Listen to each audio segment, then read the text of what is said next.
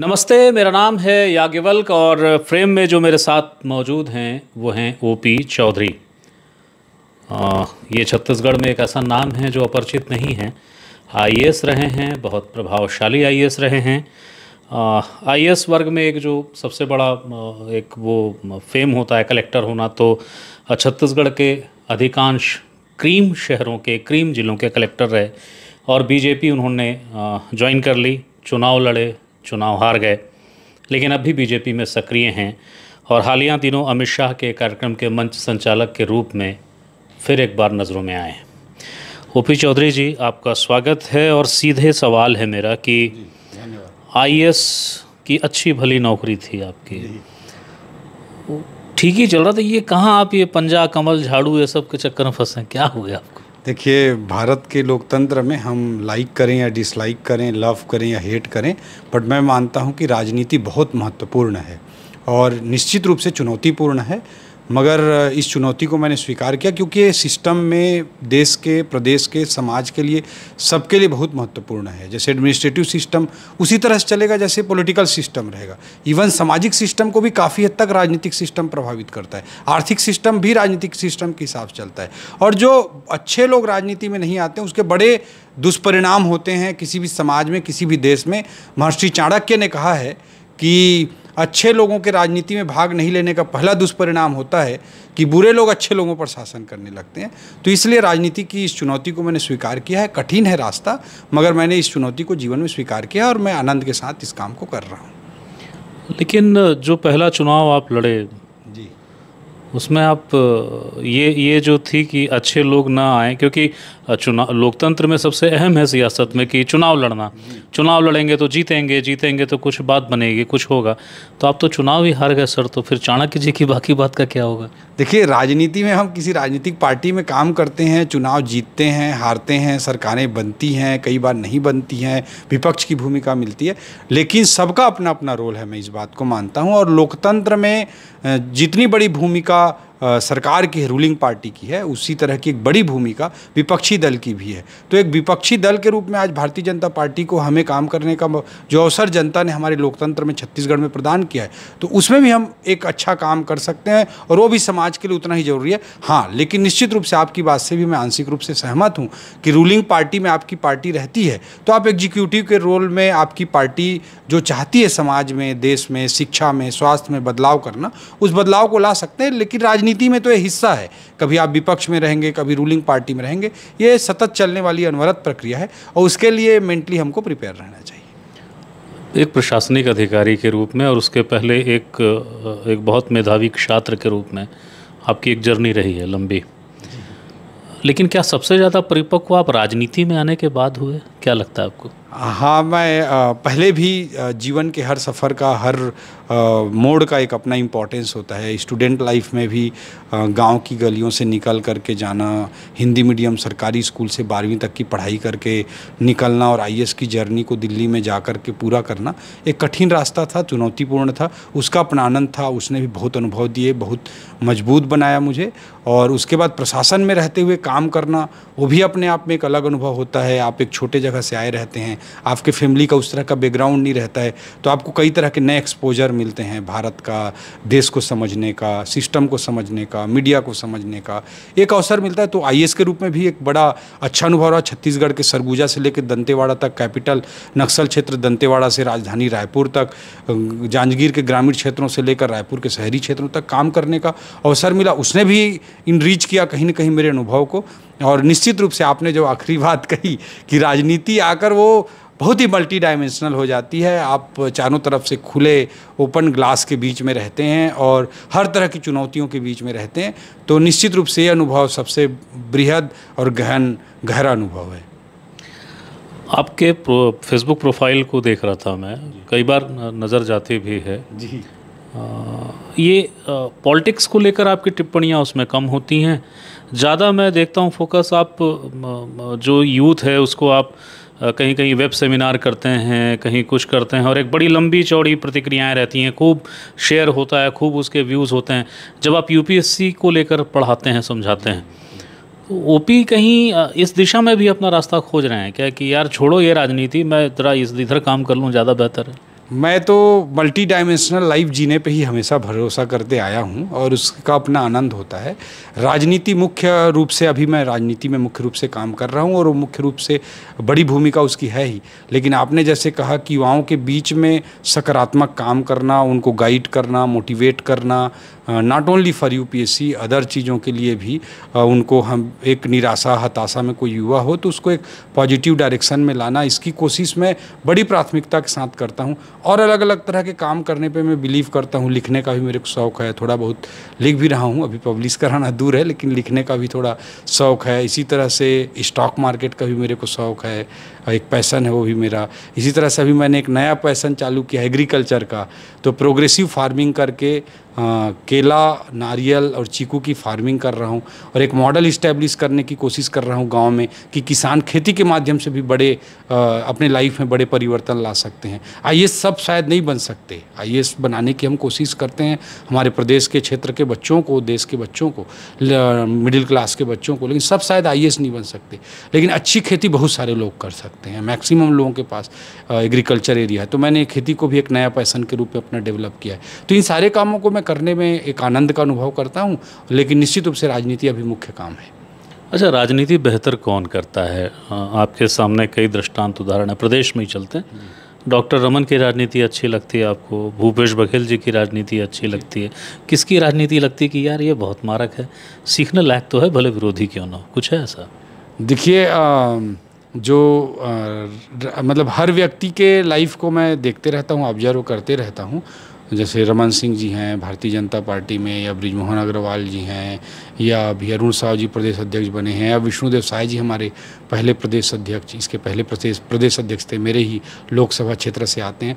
उन सब के राजनीतिक यात्रा को, उनके कार्यविधि को मैं देखते रहता हूँ। इवन कांग्रेस के भी बहुत सारे लोगों के वर्किंग को देखते रहता हूँ और हर एक की राजनीति से कुछ ना कुछ अच्छा खोजने की कोशिश करता हूँ और अपने में उसे उतारने की कोशिश भी करता हूँ। ये तो थोड़ा सा प्रशासनिक रूप से आप घूम गए, मैं तो सीधी बात कर रहा था, मैंने कुछ नाम दिए थे तो भूपेश जी का कोई जिक्र ही नहीं कर रहे आप। क्या अच्छाई क्या है उन्हें बताइए ना। भूपेश जी की जो राजनीति है, मैं जितना ऑब्जर्व करता हूँ, वो नेगेटिव डायरेक्शन में ज़्यादा चले जाते हैं और जो मेन कंस्ट्रक्टिव रोल होना चाहिए वो एक मुख्यमंत्री के रूप में नहीं कर पा रहे हैं, मुझे फील होता है। और जैसे वो विपक्ष में रहते थे, जिस तरह का उनका एटीट्यूड, तेवर, उसी को अभी लेकर चल रहे हैं, ऐसा कई बार मुझे एहसास होता है।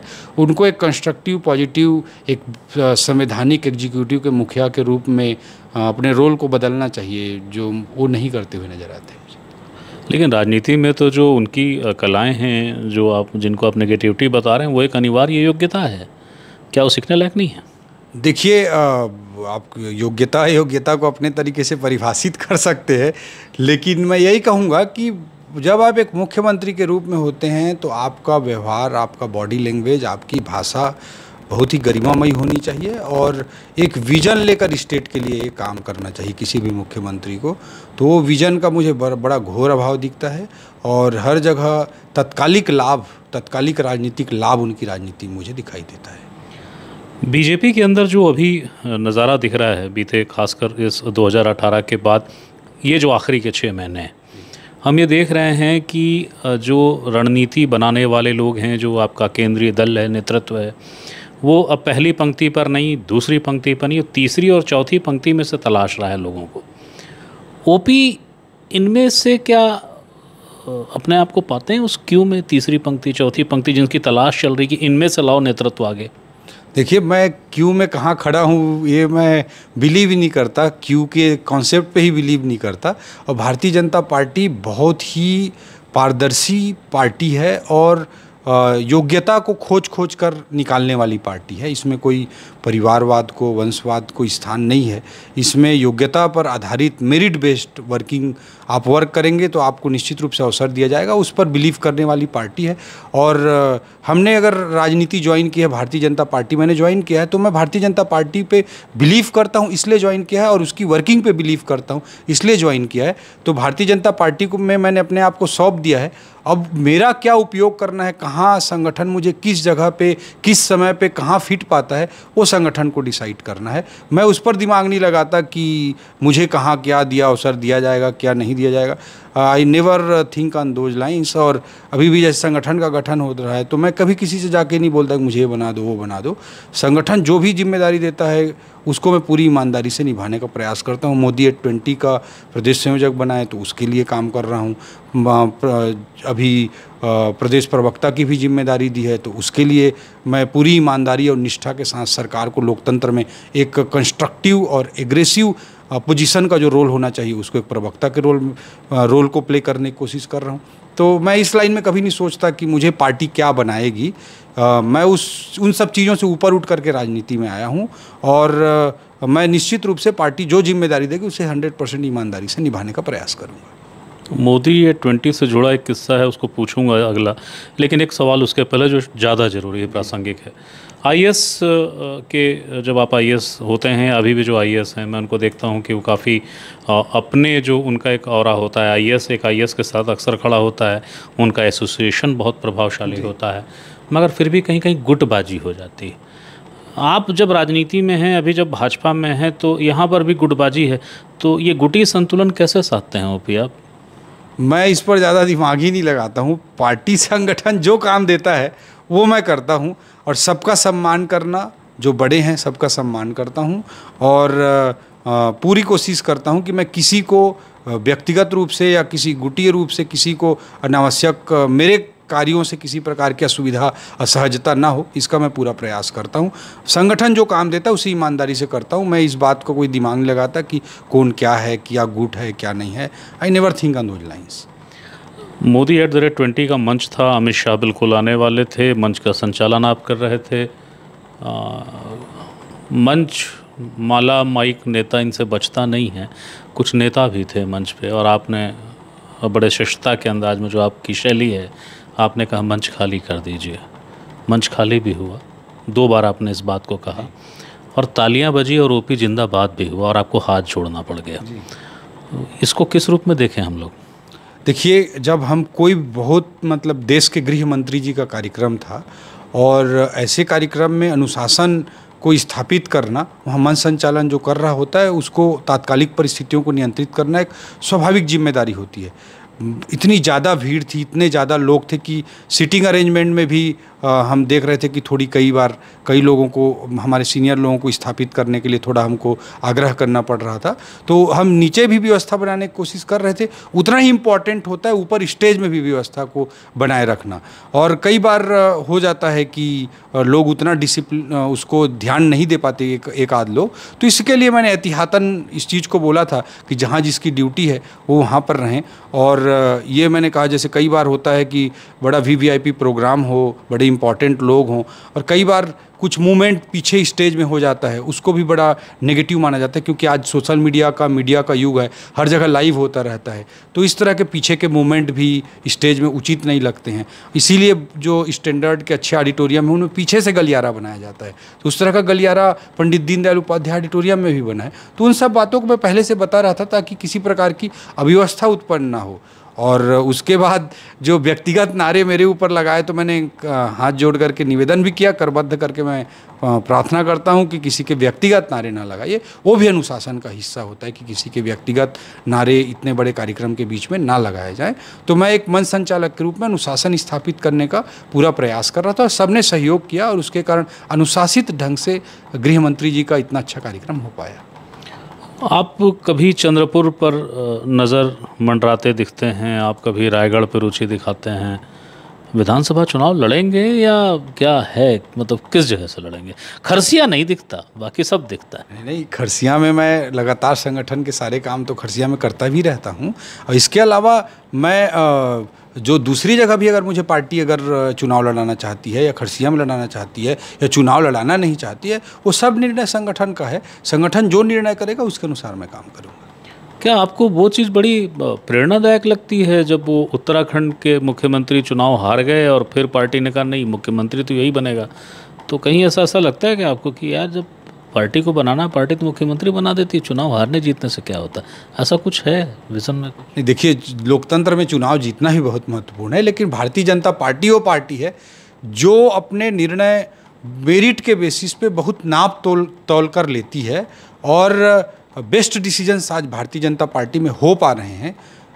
तो इस तरह के निर्णय लेने में मोदी जी का नेतृत्व, आज अमित शाह जी, जेपी नड्डा जी, इन सब का जो नेतृत्व है मोदी जी के मेन लीडरशिप में, वो अल्टीमेट है, वो मेरिट बेस्ड है, वो उनके पास कोई इन्फॉर्मेशन की कमी नहीं है, उनका फीडबैक मैकेनिज्म बहुत स्ट्रांग है। तो जो सही काम करेगा, जो परफॉर्म कर रहा है, ये पॉलिटिक्स जो चल रही है, परफॉर्मेंस की पॉलिटिक्स चल रही है आज भारतीय जनता पार्टी में। तो जब आप संगठन के लिए, विचारधारा के लिए, राजनीति के लिए, पार्टी के लिए अच्छे तरीके से काम करते हैं, तो वो मोदी जी के नेतृत्व में आपको उचित स्थान निश्चित रूप से मिलता है। और आप द्रौपदी मुर्मू जी का उदाहरण देखिए कि एक आदिवासी वर्ग से 5 दशकों तक कोई देश के सर्वोच्च संवैधानिक पद पर नहीं बैठा था, लेकिन मोदी जी के नेतृत्व ने उनको वहाँ तक पहुँचाया। कोई वहाँ पे कोई बोल सकता है क्या कि लाइजनिंग की, कि नेटवर्किंग की, कि चापलूसी की राजनीति द्रौपदी मुर्मू जी ने की होगी? कभी नहीं। लेकिन उसके बाद भी जो देश समाज के हित में है, वो निर्णय मोदी जी, अमित शाह जी, जेपी नड्डा जी निश्चित रूप से लेते हैं। उसी कारण से आज भारतीय जनता पार्टी का डंका पूरे देश में बज रहा है। और हमको कहाँ स्थान दिया जाता है, नहीं दिया जाता, वो भी मटेरियल है, क्योंकि पार्टी एक बहुत बड़े बिग कॉज के लिए, नेशन बिल्डिंग के लिए काम कर रही है। और इस पूरे बिग कॉज में, एक बड़े महायज्ञ में, मैं कहीं भी एक छोटी आहुति दे पाता हूं तो अपने आप को मैं खुश महसूस करता हूं, संतुष्ट महसूस करता हूं। वो बहुत गजब का मतलब डेडली कॉम्बिनेशन हो जाता है ना, जब एक अच्छा भला काबिल आईएएस जब पॉलिटिक्स में आ जाता है। आप अच्छा भला घुट गए हैं। खैर, वो द्रौपदी मुर्मू वाले मसले से याद आया, छत्तीसगढ़ में जो समीकरण बदल रहे हैं, चूँकि आप प्रवक्ता भी हैं इसलिए भी ये सवाल है, आदिवासियों को दरकिनार कर दिया गया, ये बातें उठती हैं। विश्व आदिवासी दिवस के दिन आदिवासी प्रदेश अध्यक्ष जो थे आपके, जो आदिवासी वर्ग से आते थे, उनको थैंक यू नमस्ते कहा गया और कहा गया चलिए आप जाइए, अब दूसरे को हम लाएंगे। वर्गवाद, जातिवाद, परिवारवाद की राजनीति से अलग है भाजपा। अभी कुछ देर पहले आप ही कह रहे थे, जो प्रदेश अध्यक्ष है आपका वो पिछड़ा वर्ग, जो नेता प्रतिपक्ष है आपका वो पिछड़ा वर्ग, जिस तरीके से आप चर्चाओं में हैं, आपका वर्ग पिछड़ा वर्ग, ये कौन सा बीजेपी क्या कोई कास्ट पॉलिटिक्स का प्रयोग कर रही है छत्तीसगढ़ में, और इसमें ट्राइबल की बलि चढ़ गई, ऐसा मानते हैं आप? देखिए, यही भारतीय जनता पार्टी के संगठन की ब्यूटी है कि भारतीय जनता पार्टी को जो निर्णय लेना होता है, जो परिवर्तन करने होते हैं, वह भी सहजता के साथ करती है और उसके सभी लोग सहजता के साथ उसे स्वीकार करते हैं। आदरणीय विष्णुदेव साय जी का जो आपने उदाहरण कहा, विष्णुदेव साय जी को भारतीय जनता पार्टी ने 3 बार प्रदेश का अध्यक्ष बनाया, 4 बार वो सांसद रहे, 1 बार विधायक रहे, केंद्रीय मंत्री रहे, हमारे लोकसभा क्षेत्र को प्रतिनिधित्व करते आए हैं। और इसी तरह से हम बात करें रामविचार नेताम जी को, अनुसूचित जनजाति मोर्चा का राष्ट्रीय अध्यक्ष उनको बनाया गया। नंद कुमार साय जी को राष्ट्रीय अनुसूचित जनजाति आयोग का अध्यक्ष बनाया गया। रेणुका सिंह जी आज हमारे वर्तमान में केंद्र में मंत्री के रूप में काम कर रही हैं। इसी तरह से राष्ट्रीय स्तर पर द्रौपदी मुर्मू जी का हमने पहले ही चर्चा किया।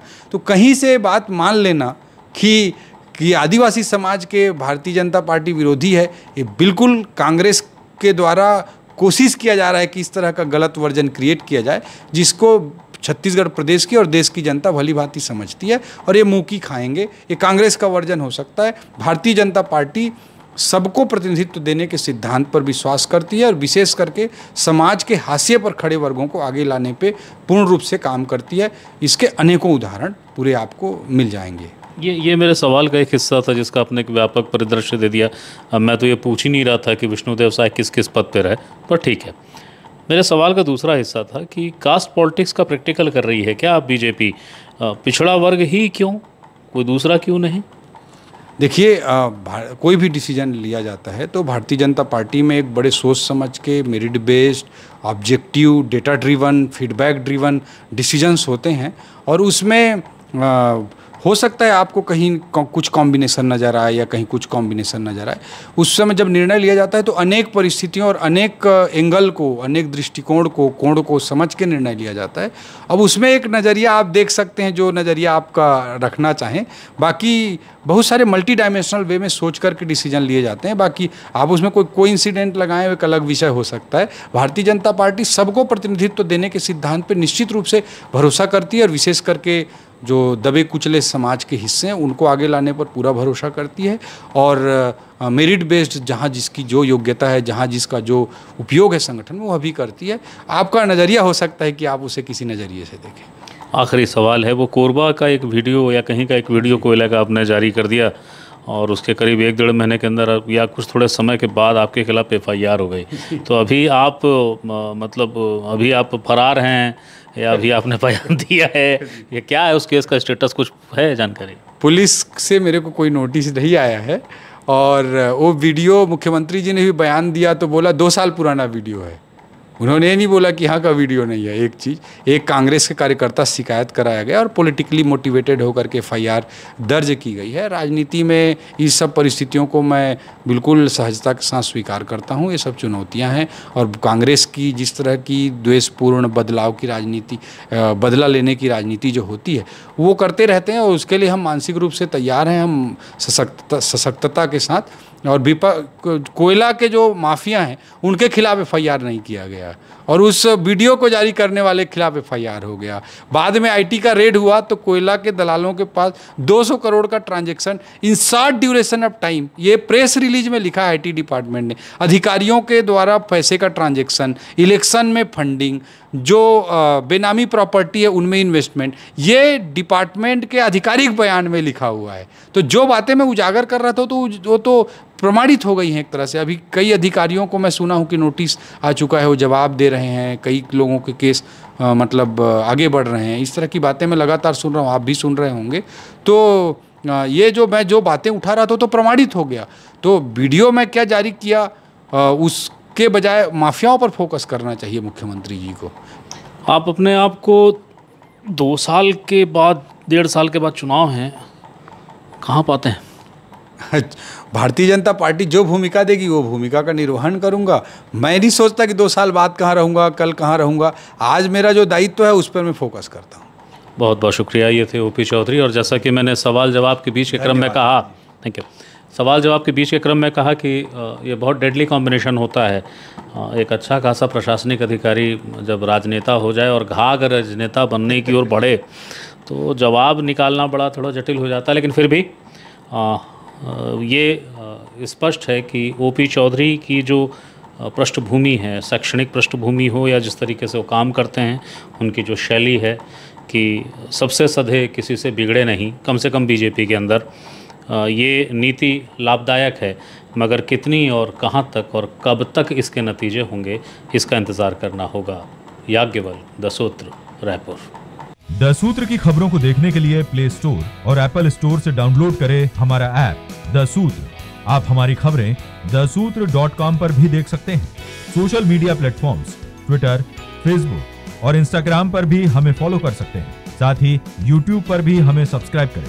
यदि आपकी नहीं हो रही कोई सुनवाई और आपके पास है कोई खबर, तो हमारे व्हाट्सएप नंबर 70000024141 पर भेजिए और बनिए हमारे सूत्र।